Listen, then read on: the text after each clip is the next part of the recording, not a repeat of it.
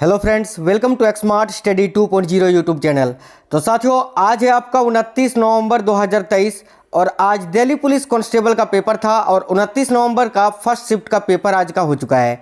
आज इस वीडियो में आज के फर्स्ट शिफ्ट में पूछे गए क्वेश्चन आंसर को देखेंगे। तो जो साथी लोग पेपर देकर आए हैं वो मिला लीजिए कि आपने जो आंसर किया सेंटर में वो सही है या गलत है।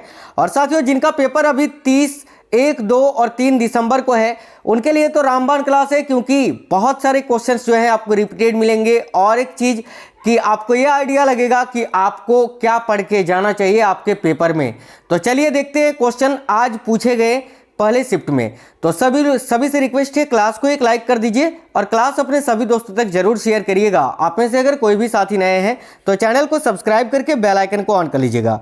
देखिए, शुरू करते हैं पहले क्वेश्चन से। आज एक क्वेश्चन आपसे यह पूछा गया था कि 1987 से 1992 तक भारत के राष्ट्रपति कौन थे। तो देखिए, 1987 से 1992 तक भारत के राष्ट्रपति कौन थे। तो इस क्वेश्चन का राइट आंसर आपका हो जाता आर वेंकटरमन।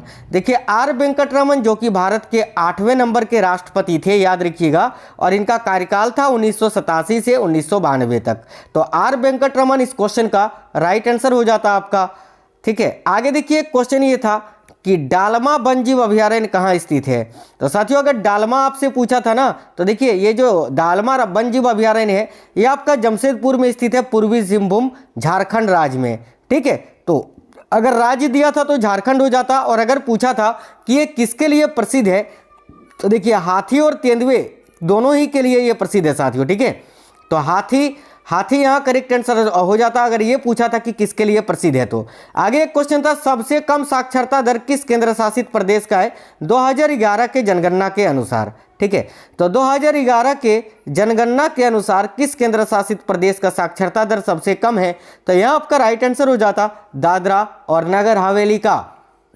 देखिए, आगे एक क्वेश्चन था, पुस्तक रोड्स टू मसूरी है ना, रोड्स टू मसूरी पुस्तक के लेखक कौन है। तो देखिए, रोड्स टू मसूरी ये किसकी पुस्तक है, तो रस्किन बॉन्ड की। तो यहाँ आपको करेक्ट आंसर करना था रस्किन बॉन्ड। आगे एक क्वेश्चन, एक पुस्तक और आपसे पूछा था कि अप्सरा उपन्यास के लेखक कौन है।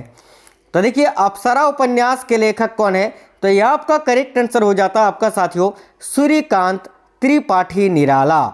साथियों, आप सभी से रिक्वेस्ट है, वीडियो को एक लाइक जरूर कर दीजिएगा। ठीक है, तो देखिए इसका करेक्ट आंसर आपका सूर्यकांत त्रिपाठी निराला हो जाता साथियों, अप्सरा उपन्यास के लेखक। ठीक है, आगे अकबरनामा से भी आपसे पूछा था कि अकबरनामा के लेखक कौन है।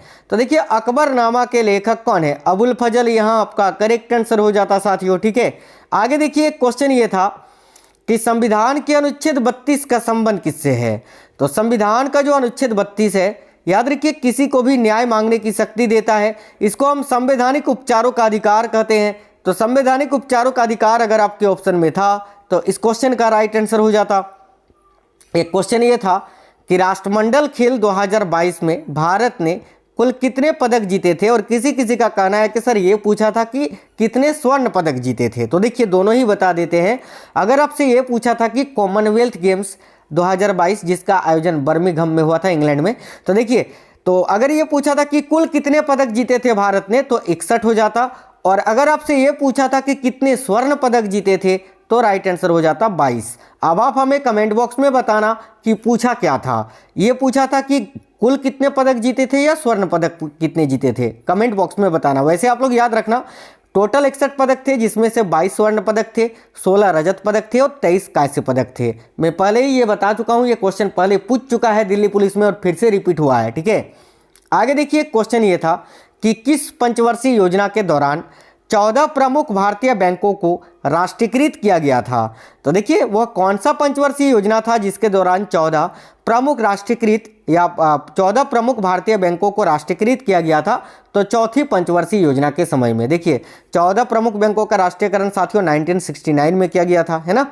ईयर आपका यही है 1969, और उस समय चौथी पंचवर्षीय योजना थी जिसका कार्यकाल था 1969 से 1974 तक। ठीक है, तो चौथी योजना करेक्ट आंसर हो जाता है यहाँ आपका चौथी पंचवर्षीय योजना।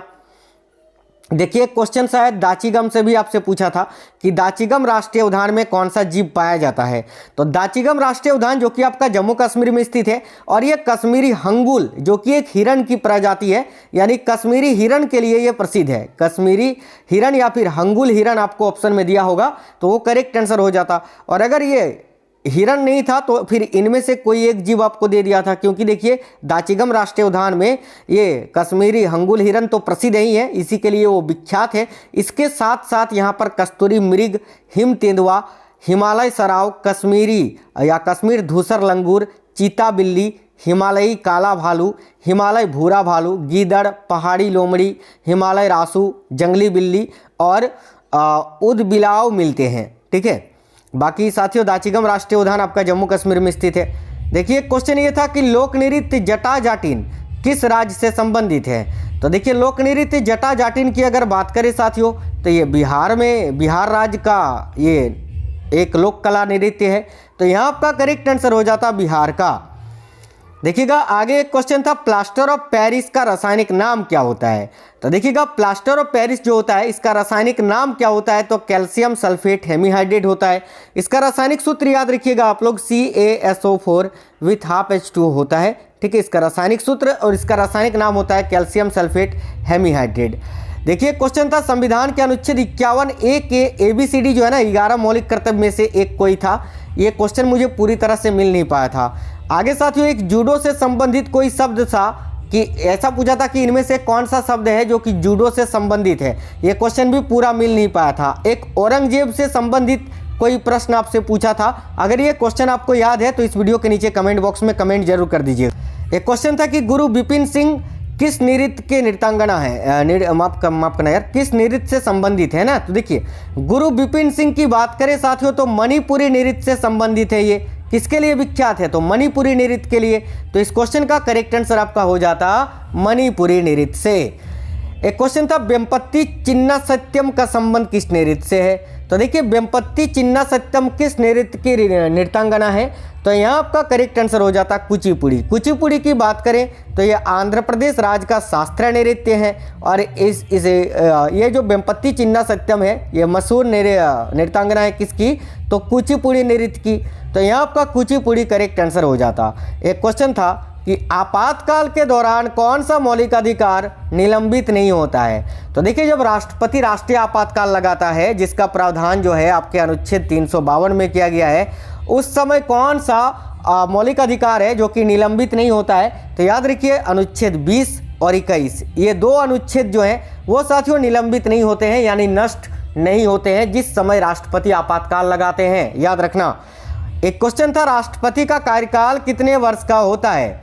ये सरल क्वेश्चन था, आप लोगों ने आसानी से किया होगा। भारत के राष्ट्रपति के बारे में संविधान के अनुच्छेद 52 से 61 तक में बताया गया है। और साथियों राष्ट्रपति का जो कार्यकाल है वो आपका 5 वर्ष का होता है। तो 5 ईयर्स यहाँ आपका करेक्ट आंसर हो जाता 5 वर्ष का। ठीक है, चलिए आगे देखिएगा। एक क्वेश्चन था कि मयूर सिंहासन का निर्माण किसने कराया था। तो देखिए मयूर सिंहासन का निर्माण किसने कराया था, या मयूर सिंहासन पर बैठने वाले प्रथम शासक कौन थे मुगल शासक, तो शाहजहां। साथियों मयूर सिंहासन का निर्माण जो है वो आपका शाहजहां ने ही करवाया था। तो इस क्वेश्चन के लिए आपका करेक्ट आंसर हो जाता है यहाँ शाहजहां। ठीक है, एक क्वेश्चन था सजीव लोग जो है, सजीव लोग ये किस मंडल में रहते हैं। तो साथियों देखिए जो सजीव लोग होते हैं ना, सजीव जैसे कि जीव जंतु वगैरह, ये जैव मंडल में पाए जाते हैं। जैव मंडल या वायुमंडल आपके ऑप्शन में था, और अगर जैव मंडल वायुमंडल नहीं था, अगर शोभ मंडल समताप मंडल ऐसे ऑप्शन में दिया हुआ था तो फिर आपका शोभ मंडल करेक्ट आंसर हो जाता। ठीक है, एक क्वेश्चन था देखिएगा संविधान के भाग 2 में किसका उल्लेख है। तो देखिए भारतीय संविधान का जो भाग 2 है उसमें किसके बारे में उल्लेख किया गया है, तो नागरिकता के बारे में साथियों भाग 2 में। और अनुच्छेद पूछे तो अनुच्छेद 5 से 11 में नागरिकता का प्रावधान है ना। तो भाग 2 किस में किसका उल्लेख है, तो नागरिकता से, तो नागरिकता करेक्ट आंसर हो जाता। तो साथियों आज के फर्स्ट शिफ्ट में इतने ही क्वेश्चन मिल पाए थे। तो आपको आज का क्लास कैसा लगा है कमेंट बॉक्स में बताना। कोई भी क्वेश्चन याद है तो इस वीडियो के नीचे कमेंट बॉक्स में कमेंट जरूर कर दीजिए। वीडियो को एक लाइक और शेयर कर देना। और साथियों मिलते हैं आपसे नेक्स्ट वीडियो में, नेक्स्ट क्लास में। तब तक स्वस्थ रहें। जय हिंद सभी साथियों को, वंदे मातरम।